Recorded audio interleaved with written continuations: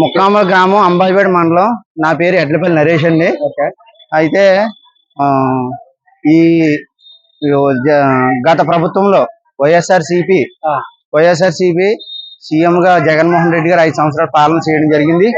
అందులో భాగంగా మనకి ఈ గన్నవరం నియోజకవర్గానికి కొండేటి చిట్టిబాబు అనే ఆయన ఎమ్మెల్యేగా చేయడం జరిగింది. అయితే ఆయన అరాచకాలు, దోపిడీలు, ఇసుక దొంగతనాలు ఎక్కువగా జరగడం వల్ల జనాలు కూడా అనేక విధాలుగా మధ్యతరగతిలో ఉన్న అభివృద్ధి అన్నది జరగలేదు. అయితే ఈ ఫర్ ఎగ్జాంపుల్ ఈ అంబాయిపేట నుంచి గన్నవరం రోడ్డు ఇప్పుడు వరకు కూడా వేయలేదు, పాత రోడ్డుగానే ఉంది. అయితే ఆయన ఈ కొండేటి చిట్టిబాబు గారు అనే వ్యక్తి ఈ రోడ్లోనే వెళ్ళాలి, ఆయన వెళ్ళే రోడ్లోనే అభివృద్ధి లేదు.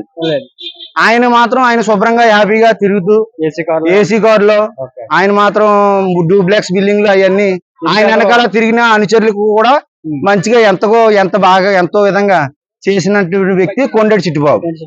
అయితే ఇవన్నీ ఆయన ప్రభుత్వంలో ఏమి కూడా జరిగింది లేదు. అందులోకి ఏంటంటే మాది సంచార జాతుల కులం అండి. మాది 32 కులాల్లో మాది గంగిరెడ్ల కులం మాది. అందులో నేను రాష్ట్ర కమిటీలో రాష్ట్ర కార్యదర్శిగా పనిచేస్తున్నాను నేను. అయితే మా గతంలో 2019లో చంద్రబాబు నాయుడు గారి హయాంలో చంద్రబాబు నాయుడు గారు సీఎం గా ఉన్నప్పుడు మాకు మోస్ట్ బ్లాక్ క్లాసెస్ కింద మమ్మల్ని గుర్తించి మా ఒక అడుక్కునే జాతిని ఆయన చంద్రబాబు నాయుడు గారు గుర్తించి మాకు 30,000 రూపాయల లోన్లు ప్రొవైడ్ చేయడం జరిగింది. నాన్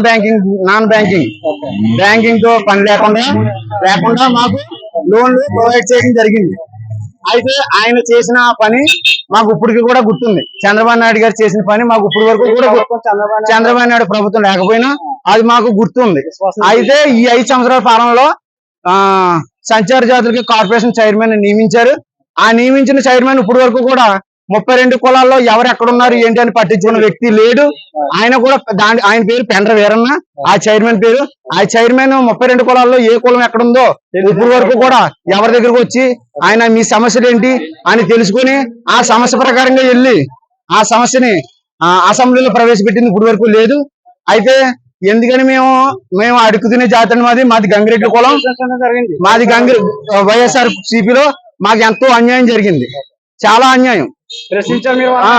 ప్రశ్నించినా కూడా ఇదిగో చేస్తాం అది జరుగుతాం, నేను లెటర్లు ఇవ్వండి నేను పట్టుకెళ్ళిస్తానండి చెప్పడమే తప్ప ఇప్పటి వరకు కూడా ఏ విధమైన అభివృద్ధి కానీ యూనిట్స్ కరెంట్స్ కానీ మాకు కొన్ని డిమాండ్స్ మేము చంద్రబాబు నాయుడు దగ్గర పెట్టడం జరిగింది. అలాగా జగన్ గారి దగ్గర పంపించడం జరిగింది. ఆయన కూడా మమ్మల్ని ఏనాడు కూడా పట్టించుకుంది లేదు. అయితే ముఖ్యంగా చెప్పేది ఏంటంటే మేము ఈ గన్నవరం నియోజకవర్గంలో మాది ముక్కామ గ్రామం.